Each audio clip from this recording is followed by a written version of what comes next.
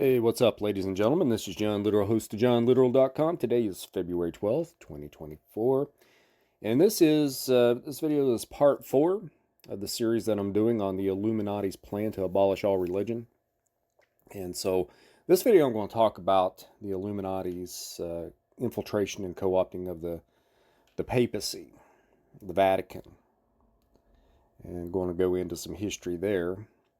But looking back in the past 3 videos leading up to this, part 1 I talked about the cult, how the origins of it, going all the way back to ancient civilizations, like Sumer, Egypt, Babylon, Roman Empire, and then how the cult actually infiltrated and co-opted Christianity.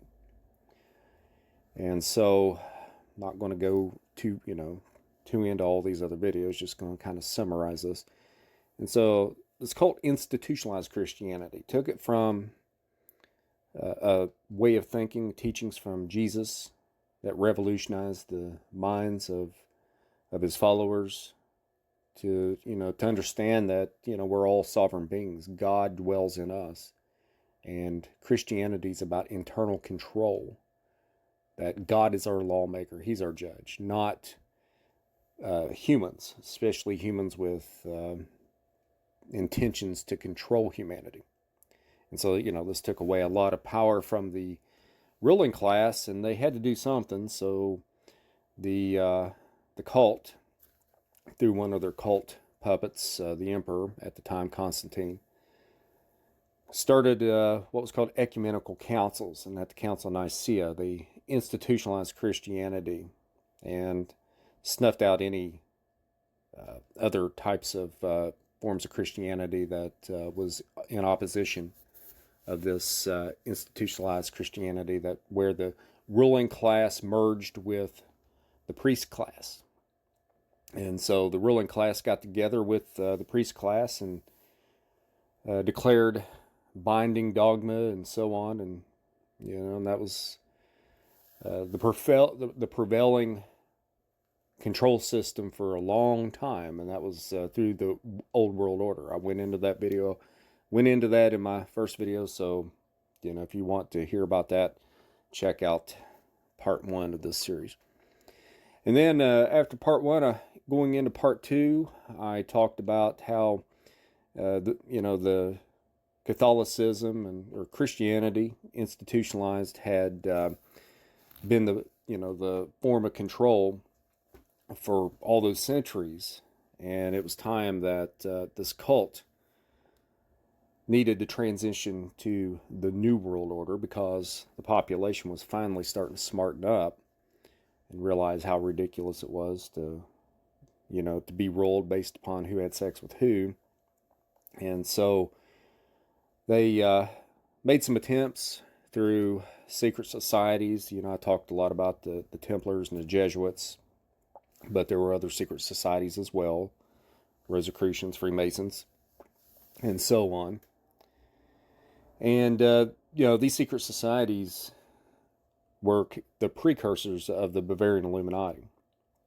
And so they were combating the power structure at the time with the Papacy and Catholicism, the kings and queens and monarchs.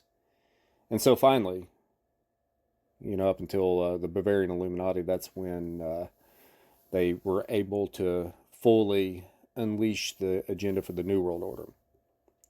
Then part 3 talked about the other cult/secret society that had a huge influence on the Bavarian Illuminati in 1776, and this was the Sabbatean Frankists. And Sabbatean Frankism, started off with Sabbatai Zevi in 1776, and that evolved. Him and his followers. This evolved into the infiltration of a heretical form of Islam that still exists today. You'll find it in Wahhabism. And then also you had a generation after Sabbatai Zevi, Jacob Frank, and he had a huge impact. He was one of the 3 individuals that, along with Adam Weishaupt and Mayor Amstel Rothschild, they formed the Bavarian Illuminati. He's considered, Jacob Frank's considered by many Jewish scholars as being the most evil Jew to ever exist. And he was a pretty rotten dude. And so, anyway, he actually, him and his followers, the Frankists, infiltrated Catholicism. And so I went into that in that part 3, so I do recommend people to check that out. And so in this video, part 4, I want to talk about the Illuminati's infiltration into the Vatican. And there's 4 different sections in the Protocols of the Learned Elders of Zion where we actually get to see through their own words about their perception at the time of the papacy and their plans to what they had planned, you know, in the 1800s going into the 1900s, their plan to destroy the Vatican. And so Protocol 15, there's a section in verse 1. It says, such until recently has been the Russian autocracy, our only dangerous enemy throughout the world, with the exception of the Pope. Then Protocol 17.3 says, when the moment comes to annihilate the Vatican completely, an invisible hand pointing towards this court will guide the masses in their assault. When, however, the masses attack, we will come forward as defenders to prevent too much bloodshed. By this method, we will penetrate its very heart and will not leave it until we have undermined its power. Then in 17 verse 4 it says, the King of Israel will become the real Pope, the real Pope of the universe, the Patriarch of the International Church. Which, you know, this will be the Antichrist. And then Protocol 17 verse 5 says, but until we have accomplished the re-education of the youth, the new transitional religions, and finally to our own, we will openly attack the existing churches, but will fight them by means of criticism, thus creating dissension. And so, as I go through this, I've got a lot to say on this. You'll find that every one of those things that I just read from the Protocols of the Learned Elders of Zion has, for the most part, taken place, except for the Antichrist. We've every bit of it has. I mean, that's why I consider the Protocols of the Learned Elders of Zion to be a very important document. It is the Illuminati playbook, which the book that I've been writing, that's the name of it, the Illuminati playbook, Protocols of the Learned Elders of Zion Unveiled. So, you know, as I just read from Protocol 15.3, the Pope of the Roman Catholic Church has been an enemy and a threat to the Illuminati in the past. And the Illuminati, you know, this is a global cult that controls the world. But it's not been immune from the power struggles from within at various times. You know, greed and jealousy over wealth, knowledge, and power has caused conflicts from within. Now, during the time of the writing of the Protocols, there were popes who were in opposition to the spread of Marxism. And this definitely was a stumbling block for the Illuminati agenda, you know, which led to a battle to purge the Vatican of quote-unquote conservative popes and clergy. And they accomplished that by making Pope Pius XII the last conservative pope, which cleared the way and made the Vatican useful for spreading communism and socialism to, you know, as a tool for the New World Order. Now, I'm going to read a little section from Michael Tessarion, and he gives a good little summary of this. He says, quote, when the death of Pius XII in 1958, a long era came to an end. From then on, the Vatican's role in world affairs drastically changed, and those who opposed the swing to the left found themselves unable to return Catholicism to the way it had traditionally been, let alone to, you know, improve it in healthy ways. The conflict between factions began because of a brute fact that stared the Vatican in the face. Traditional religious belief was sharply declining. Clearly, the forthcoming age was one in which the new generation believed not in medieval infallible theology, but in humanity, science, materialism, and intellectual progress. Since nothing could be done to lessen the tide of individualism, dissent, and revolution, the Vatican decided to piggyback on whatever political monster dominated the future, be it fascism or communism. Some bishops and cardinals favored one extreme, some the other. The means were less important to the church than the end, by being the reinforcement and enhancement of its deceitful mental and social control, this time under a carefully crafted caring mask. Mistakes of the past had been well and truly learned and were not going to be repeated. The New World Order to the Vatican was to be exactly that, a new order for a new world. End quote by Michael Tessarion.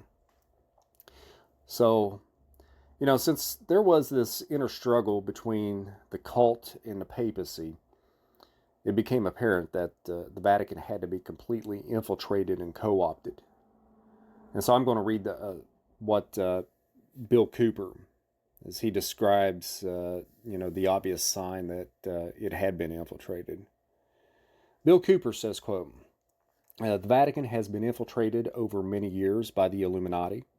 This is easily proven by the fact that in 1738, Pope Clement XII issued a papal bull which stated that any Catholic who became a Mason would be excommunicated, a very serious punishment.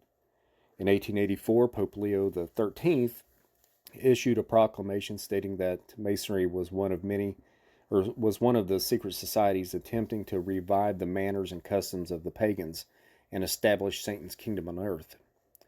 Pierce Compton, in his book called The Broken Cross, traces the infiltration of the Catholic Church by the Illuminati.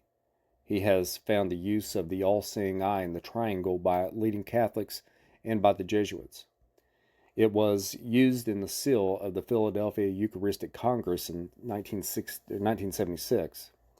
It was on a special issue of Vatican Stamps in 1978, announcing the final Illuminati victory to the world. Mr. Compton claims that Pope John the 23rd wore the all-seeing eye on the triangle on his personal cross. Compton is adamant that several hundred leading Catholic priests, bishops, and cardinals are members of secret societies. He quotes an article in an Italian journal that lists more than 70 Vatican officials, including Pope Paul VI's private secretary, the Director General of Vatican Radio, the Archbishop of Florence and the Prelate of Milan, the assistant editor of the Vatican newspaper, several Italian bishops, and the abbot of the Order of St. Benedict. Those are only the ones that are known, and only the ones known in Italy.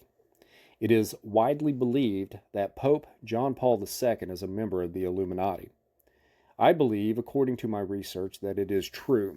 The best indication of infiltration is that on November the 27th, 1983, the Pope retracted all of the papal bulls against Freemasonry and allowed Catholics, after several hundred years, to again become members of secret societies without fear of excommunication. The goal of the Illuminati to elect one of their own to the papacy appears to have come to fruition. If that is the case, the New World Order is just on the horizon. And a quote by William Cooper. So, I looked up that book by Pierce Compton, which is mentioned here by Bill Cooper, and he quotes a convention that was held by secret societies, that is the Illuminati, who described the reasons why the Vatican had to be co-opted in order to accomplish their goals for the New World Order. For early in 1936, a convention of secret societies was held in Paris, and although, attendance was strictly limited to those in the know, English and French observers managed to be present there, and their accounts of the meeting appeared in the Catholic Gazette of February of 1936, and a few weeks later in a French paper called The People's Awakening. It's a Paris weekly. And here's what Compton says in his book. He says, quote, as long as there remains any moral conception of the social order. Oh, I'm sorry. This comes from not Compton. He's just quoting it from this paper. This is what they said, those observers. As long as there remains any moral conception of the social order, and until all faith, patriotism, and dignity are uprooted, our reign over the world shall come. This is what this secret society, the Illuminati, has to say. And by the way, when I read this and their view on all this, what they have to say is, it's like reading the protocols of the learned elders of Zion. It's like the protocols. It's like the second chapter, the protocols of learned elders, or the second version, or like an updated version. This blows my mind. They say, we have already fulfilled part of our work, and yet we cannot claim that the whole of our work is done. We still have a long way to go before we can overthrow our main opponent, the Catholic Church. We must always bear in mind that the Catholic Church is the only institution which has stood, and which will, as long as it remains in existence, stand in our way. The Catholic Church, with its methodical work and her edifying moral teachings, will always keep her children in a state of mind as to make them too self-respecting to yield to our domination. That is why we have been striving to discover the best way of shaking the Catholic Church to her very foundations. We have spread the spirit of revolt and false liberalism among the nations so as to persuade them away from their faith and even make them ashamed of professing the precepts of their religion and obeying the commandments of their church. We have brought many of them to boast of being atheists, and more than that, to glory in being descendants of the ape. Darwinism. And just to interject here, the protocols of learned elders of Zion, they brag about, they're the ones that created Darwinism. They used Charles Darwin as their agent to unleash that ideology of Darwinism that has definitely had an impact on destroying at least the positive things that come from religion. Now back to what the Illuminati says here at this convention. They say, we have given them new theories impossible of realization, such as communism, anarchism, and socialism, which are now serving our purposes. They have accepted them with the greatest enthusiasm, without realizing that those theories are ours, and that they constitute the most powerful instrument against themselves. We have blackened the Catholic Church with the most calamities. We have stained her history and disgraced even her noblest activities. We have imparted to her the wrongs of her enemies and have brought these latter to stand more closely by our side. So much so that we are now witnessing, to our greatest satisfaction, rebellions against the Church in several countries. We have turned our clergy into objects of hatred and ridicule. We have subjected them to the hate of the crowd. We have caused the practice of the Catholic religion to be considered out of date and mere waste of time. We have founded many secret associations which work for our purpose under our orders and our directions. So far, we have considered our strategy and our attacks upon the Church from the outside. But this is not all. Let us explain how we have gone further in our work to hasten the ruin of the Catholic Church, and how we have penetrated her most intimate circles and have brought even some of her clergy to be prisoners or pioneers of our cause. Apart from the influence of our philosophy, we have taken other steps to secure the breach in the Catholic Church. Let me explain how this has been done. We have induced some of our children to join the Catholic body with the explicit intention that they should work in a still more efficient way for the disintegration of the Catholic Church by creating scandals within her. We are grateful to Protestants for their loyalty to our wishes, although most of them are, in the sincerity of their faith, unaware of their loyalty to us. We are grateful to them for the wonderful help they are giving us in our fight against the stronghold of Christian civilizations and in our preparations for the advent of our supremacy over the whole world. Let me interject here. I'm going to do another part to this series where I'm just going to talk about how the Illuminati, going all the way back to the Reformation, how this cult has actually worked. And, there was a lot of high-level Protestants that joined the Illuminati. And they joined it because they had a common enemy, the Catholic Church. Even Martin Luther, he founded the Lutheran Reformation. And he was a Rosicrucian, which is just, a precursor to the Bavarian Illuminati. And so, I'll go into Protestantism and show the inner workings of the Illuminati. And just like they say here, Illuminati says we're grateful to Protestants for their loyalty to our wishes. Yeah, it's all about destroying that old world order power structure and the power that the Vatican has held on to accomplish their agendas. I hear a truck about to pass here that might be a little, it's one of those street sweeping trucks, so I do apologize if it's distracting and drowns me out here. Hope it's not too distracting. Good, it's turned that way.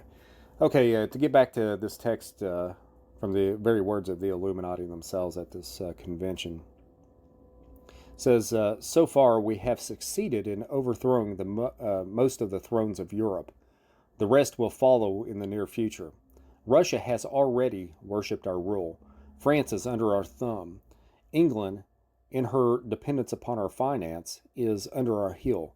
And in her Protestantism is our best hope for the destruction of the Catholic Church.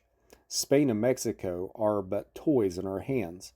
And many other countries, including the United States of America, have already fallen before our scheming. You got that right. But the Catholic Church is still alive. We must destroy her without the least delay and without the slightest mercy. Most of the press of the world is under our control. Let us intensify our activities. Let us spread the spirit of revolution in the minds of the people. They must be made to despise patriotism and the love of their family, to consider their faith as a humbug, their obedience to the church as degrading servility, so that they may become deaf to the appeal of the church and blind to her warnings against us. Let us, above all, make it impossible for Christians outside of the Catholic Church to be reunited with her, or with non-Christians to join the church. Otherwise, our domination over them will never be realized. End of quote.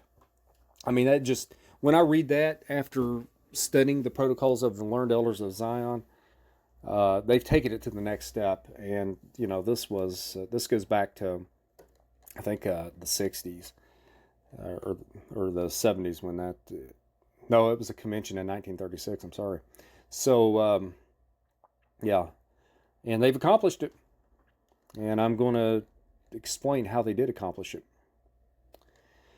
Now, what I just read from you from the Illuminati goes hand in hand with what an Illuminati insider by the name of Richard Day described in 1969 to a group of pediatricians.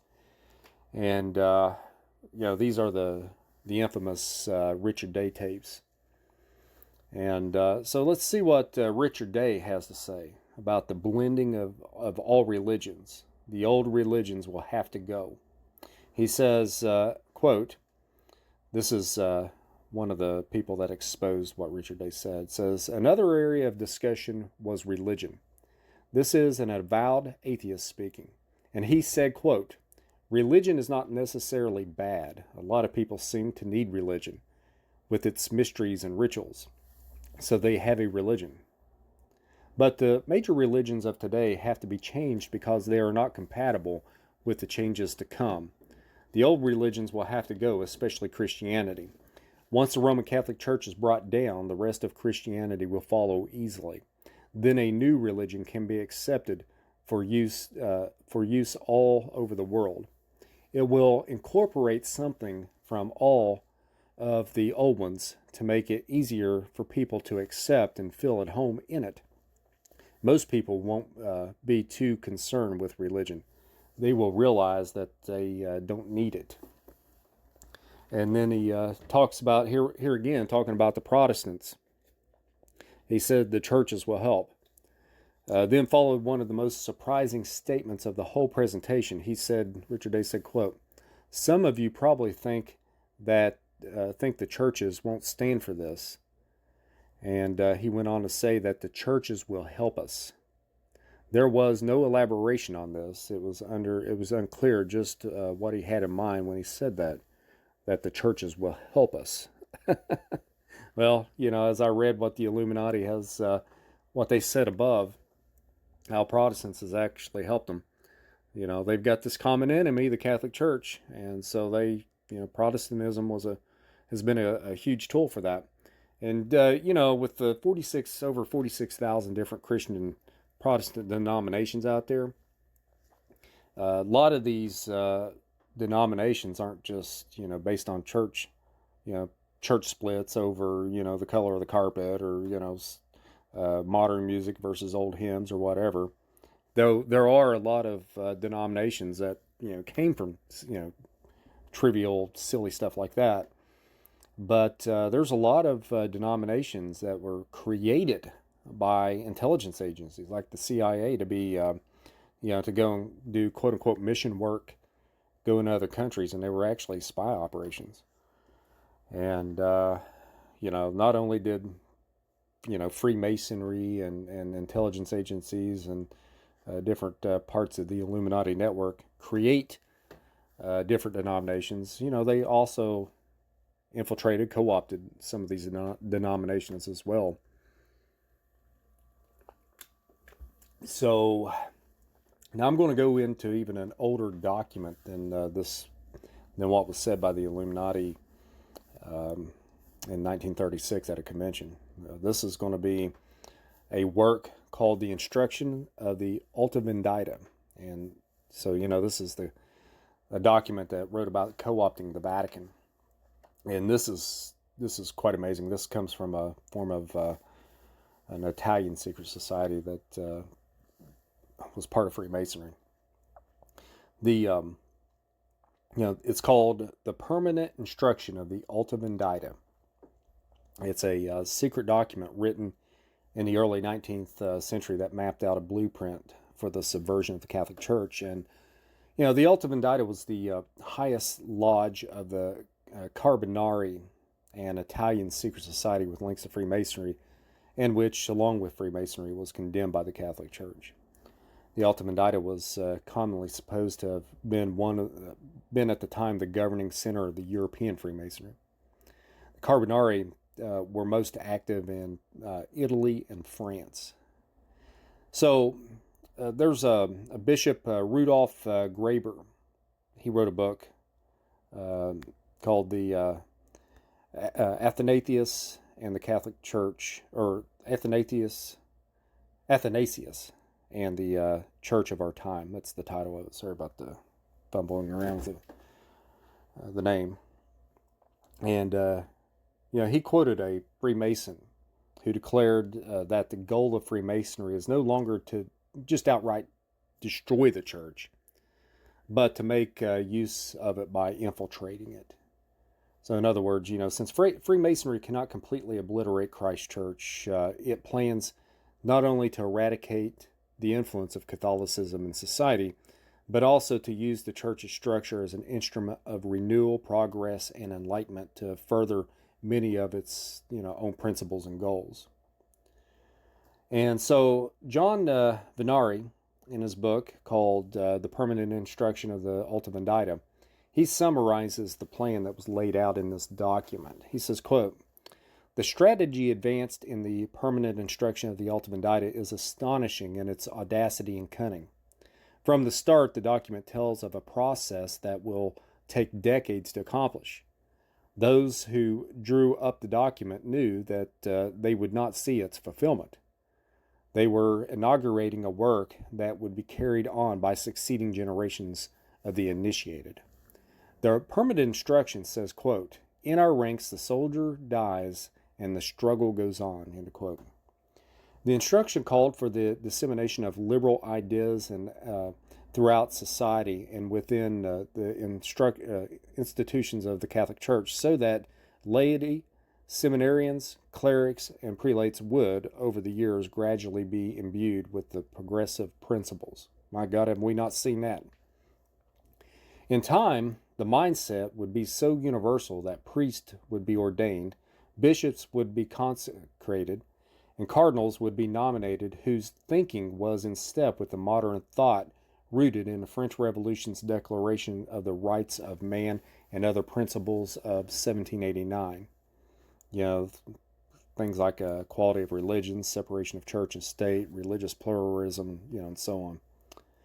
Eventually, a pope would be elected from these ranks who would lead the church on the path of enlightenment and renewal. They stated that happened, as I mentioned above, after the death of, after 1958, after the death of the Pope Pius XII.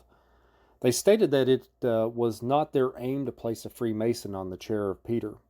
Their goal was to effect an environment that would lead eventually produce a pope and a hierarchy won over to the ideas of liberal Catholicism, all the while believing themselves to be faithful Catholics.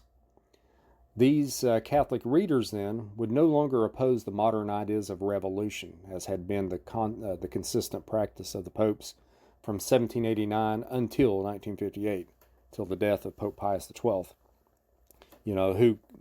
He condemned these liberal principles. But, this would merge them into the church after that.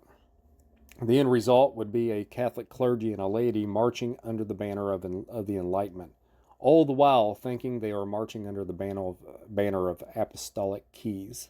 End of quote. See, that has happened. That plan worked. So, in that book, following the quote that I just gave by John Venari,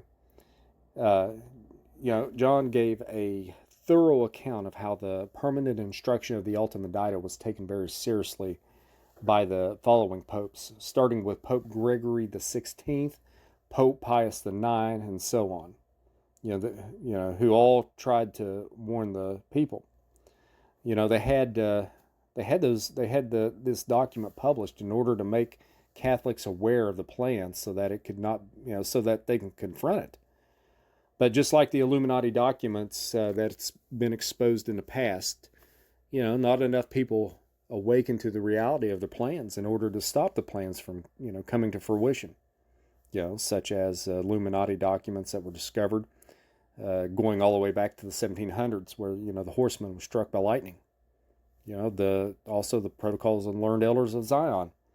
These types of documents, people tried to, they published and put them out there, and it didn't wake enough people up. And so, unfortunately, these plans happened, even though that we've had all the warnings in the world. So, the very plans that was laid out in this permanent instruction of the Ultima Dita has now come to fruition. No matter how serious the popes were to try to get the word out about it, these plans happened. And so, let's take a look at this blending of religions. Ecumenism. Let's take a look at Ecumenism and Vatican II. Now, throughout the pontificate of Pope Pius XII, he was pope from 1939 to 1958. The Vatican maintained a safe Catholic landscape by keeping modernism firmly, corralled.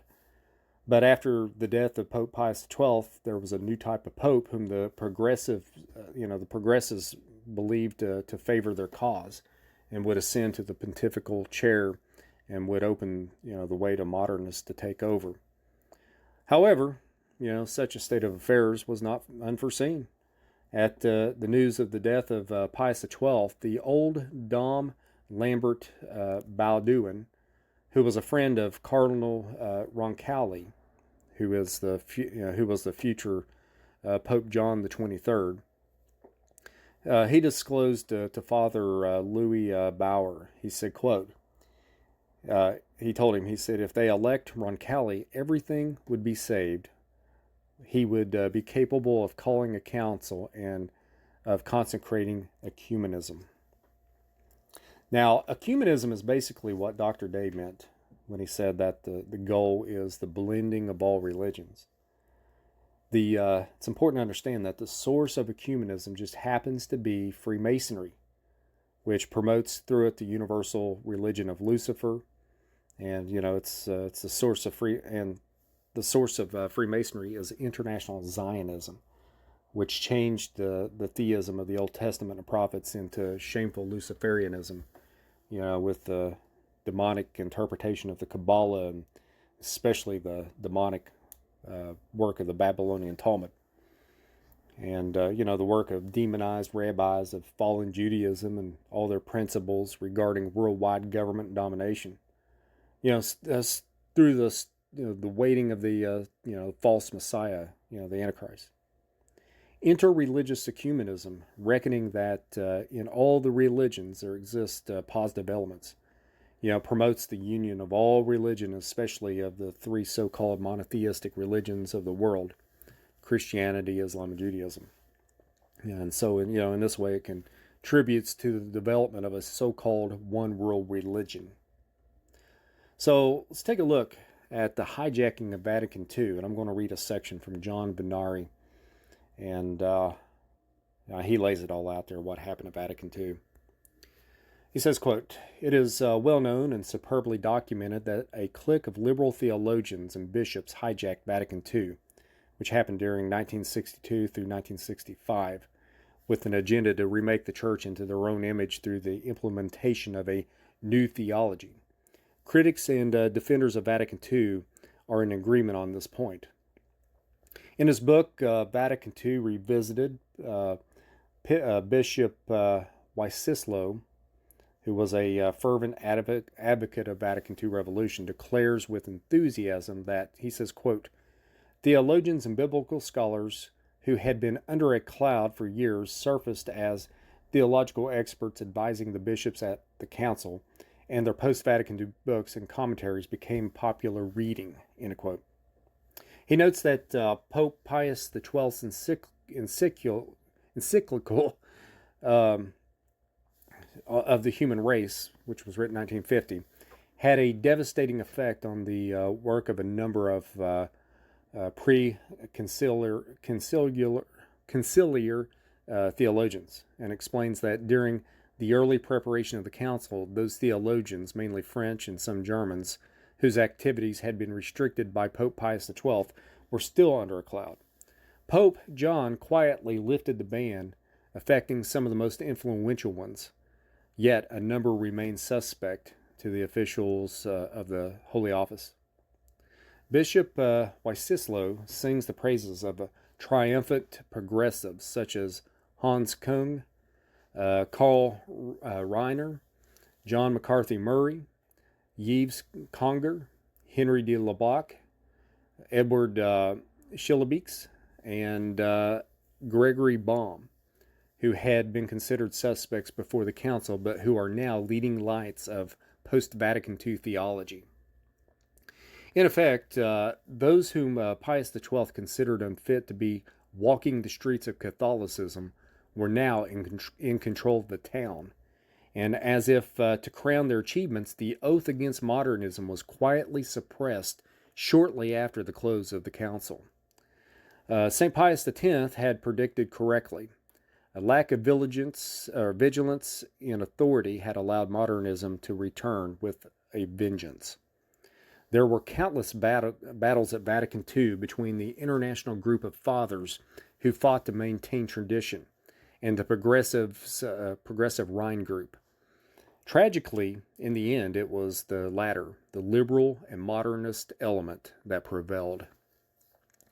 It was obvious to anyone who had eyes to see that the council opened the door to many ideas that had formerly been abomination to church teaching, which are in step with modernist thought. This did not happen by accident, but by design. The progressives at Vatican II avoided condemnations of modernist errors. They also deliberately planted obscurities in the council's text, which they intended to exploit after the council. These obscurities have been utilized to promote an ecumenism that had been condemned by Pope Pius XI, a religious liberty that had been condemned by the 19th and 20th century popes, especially Pope Pius IX. A new liturgy along the lines of ecumenism that Archbishop Bugnini called a major conquest of the Catholic Church, and it strikes at the heart of the papal primacy and a new attitude towards the world, especially in one of the most radical of all the council documents on joy and hope. As the authors of the permanent instruction of the Alta Vendita had hoped, the notions of liberal culture had finally won adherents and of the Alta Vendita among major players of the Catholic hierarchy and were thus spread throughout the entire church. The result has been an unprecedented crisis of faith, which continues to worsen. And at the same time, countless highly placed churchmen, obviously intoxicated by the spirit of Vatican II, continuously praised those post-conciliar reforms that had brought this calamity to pass. In a quote by John Venari. And, me and my wife yesterday actually watched a movie called Spotlight. And it was a movie based on, the events that happened where, it was being exposed that, the priest of the Catholic Church and, the child abuse, sexual child abuse scandals, broke loose. It was the Boston Globe that investigated it and exposed a lot of it. And, they finally concluded that, it was the system in the Catholic Church that led to that. And so, some things you got to take with a grain of salt, any kind of movies like this, because, you got Hollywood that is, reeks with child abuse and all that kind of stuff. It's controlled by the Illuminati. They're making a movie talking about sex scandals, and so you got to realize the purpose of that propaganda is to get people to hate religion. It's all. But the movie does show, make some good points and stuff, and this goes back. The reason why you had all those sex scandals was not because necessarily that, priests take an oath of celibacy, which I guess, to something that could, play a little bit, but not as much as what they try to say. But the reason why all that happened as bad as it did is because they, going back to, the seminaries and this modernist liberal movement in the Catholic Church, you had people training for the, to be clergymen, to be priests in the Catholic Church that were, part of this system of liberalism. And that's been the problem. That's been the poison. That's been the cancer. That's why all those sex scandals. It wasn't because of the old version of Catholicism that's been around, as long as it has. That's not the reason why all that happened.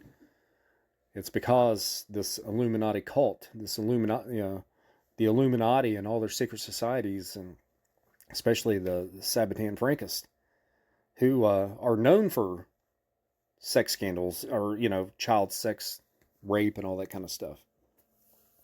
It's because they took over the Catholic Church. And so I want to talk a little bit about, I'll conclude here with Pope Francis. And, he's he's a technocrat. He's from since Vatican II, after Pope Pius XII, we've had all these liberal popes. And, this cult, Illuminati, they've controlled the position of the Pope for centuries. But when you do have a genuine man that somehow slips through, like Pope John Paul I in 1978, he was murdered through poisoning. After 33 days, that's a Freemasonic sign there. After 33 days in office, while he was planning actually to purge the Vatican of all this kind of crap. And, then after he died, he was followed by very ungenuine popes like Pope John Paul II, Benedict XVI, and now we got Francis, who predictably, called, he's pushed all these agendas like guaranteed income. He calls for world government and transformation of global society to meet the, challenge of climate change. And if Pope Francis wants something, then you can guarantee that's what the Illuminati wants, because the Illuminati owns him. It is no secret whatsoever that Pope Francis is completely on board with the New World Order agenda. He has been one of the leaders of Ecumenism that I just, I've been talked about earlier. And, that's the blending of all religions for a one world interfaith brotherhood. Just one of the many examples of that is, in 2019, Francis signed an agreement with the Imam, that is the Sunni Muslim prayer leader at a mosque. At a prayer meeting at a mosque. This is all to lead closer to a one world religion. So this signing happened at a ceremony in Dubai, in front of a global audience of religious leaders from Christianity, Islam, Judaism, and other faiths. I mean, what unbelievable. The Pope is very open about his support for Agenda 2030 and sustainable development. Those two things just, are terms, modern terms by the United Nations. Those just mean New World Order and technocracy. Everything that the Illuminati global elites have planned and started to enroll so far for their one world technocratic control system is supported by Pope Francis. One of them is universal basic income, UBI. That's part of the economic system of the New World Order. Here's what Pope Francis says about UBI. Quote, "This may be the time to consider a universal basic wage which would acknowledge and dignify the noble essential task you carry out. It would ensure and concretely achieve the ideal at once so human and so Christian of no worker without rights." End of quote. Universal basic income. It's a barely a survivable guaranteed income. Just as long as you do what the government says, you get a certain amount of credits. And if you don't do what the government says, they take those credits away. That's part of the control. It's part of the long-planned new economic cashless digital system of total centralized control is what that is. Pope Francis is a huge supporter of the Agenda 2030. Anytime you hear Agenda 2030, just think of New World Order or technocracy. Technocracy is the political and economic ideology of the New World Order. Here's what Pope Francis says, quote, "The adoption of the 2030 Agenda for Sustainable Development at the World Summit, which opens today, is an important sign of hope. I am similarly confident that the Paris Conference on Climate Change will secure fundamental and effective agreements." End of quote. Pope Francis, Pope Mr. New World Order. And so let's take a look at what he says about the climate change hoax. He says, quote, the Vatican actually subscribes to the Paris goal of limiting temperature increase to 1.5 Celsius. Ooh, boy, that's so high in it.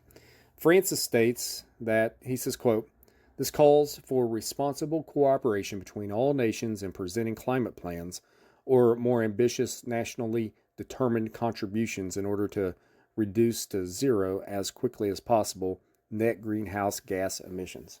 End of quote. Francis sounds just like Bill Gates here. You know how Bill Gates says you have to lower the, the plan to lower the world population is to lower carbon dioxide emissions, and also through vaccines, which of course the Pope has pushed the jabs. Here's what also United Nations. Keep in mind, the United Nations was created by the Illuminati. This is for one world government. Here's what Pope Francis has to say about the United Nations. It says, quote, "To this end, there is a need to ensure the uncontested rule of law and tireless recourse to negotiation, mediation, and arbitration as proposed by the Charter of the United Nations, which constitutes truly a fundamental juridic norm. The experience of these 70 years since the founding of the United Nations in general, and in particular the experience of these first 15 years of the third millennium," you can tell this was done in 2015, he says, "reveal both the effectiveness of the full application of international norms and the effectiveness of their lack of enforcement," end quote. And so he's all about one world government, and he's all about a one world religion. And so we see here that Francis can often be seen promoting the Illuminati agenda, like climate change and subjects relating to education and upbringing of children. He called for the new global pact on education to create a new humanism under the title of, quote unquote, "in reinventing the global educational alliance." The Pope hosted a conference of people from politics, economics, academia, science, and sociology, along with celebrities from areas like sports. A global pact on education was signed to hand on to younger generations a united and fraternal common home, and create a global change of mentality through education. The indoctrination to indoctrinate the young. George Orwell would have noted the language that included a quote used by cult asset Hillary Clinton, when she said, quote, "It takes a village to raise a child." Well, Pope Francis calls for an educational village with an educational path involving everyone. Nowhere did Francis' announcement refer to parents as the central voice in the education. Oops, my phone almost messed up there. Hopefully it's still going.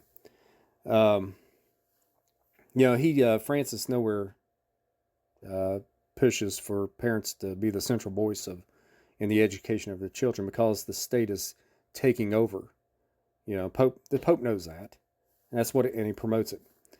He also said it's our duty to obey, quote unquote, obey international institutions like the United Nations and the European Union. He's big buddies with also the Illuminati organization called the World Economic Forum. He's buddies with Satan Klaus Schwab. His call for a new humanism is ironic, given that the word is defined as a rationalistic outlook or system of thought. This is, quote, "a rationalistic outlook or system of thought attaching prime importance to human rather than divine supernatural matters." A rationalistic outlook or system of thought in this context means that technocracy will require the deletion of spirituality in all forms to be replaced by the religion of new wokeness. So, Francis, he's definitely a huge Illuminati asset. And, he did write a letter, saying that, as if he was supporting the long time stance of the Catholic Church against Freemasonry. And, he'll say that all that kind of stuff is just to throw little bones out there for people who are calling, the popes out on Freemasonry, because, they're doing the work of Freemasonry, things like Ecumenism and all these Illuminati agendas for New World Order. You know, they're going right in line with it and pushing it hard, while at the same time saying, you know, they don't approve of Freemasonry.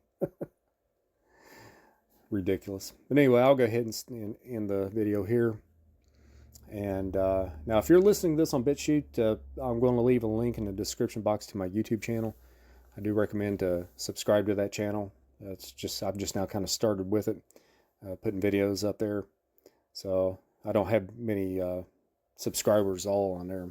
If you're listening to this on YouTube, then check out the link in the description box to my BitChute channel, which is a free speech platform, and that's got a lot of my videos that I've done for the last 4 years. So folks, I appreciate you all. Take care. Have a good day.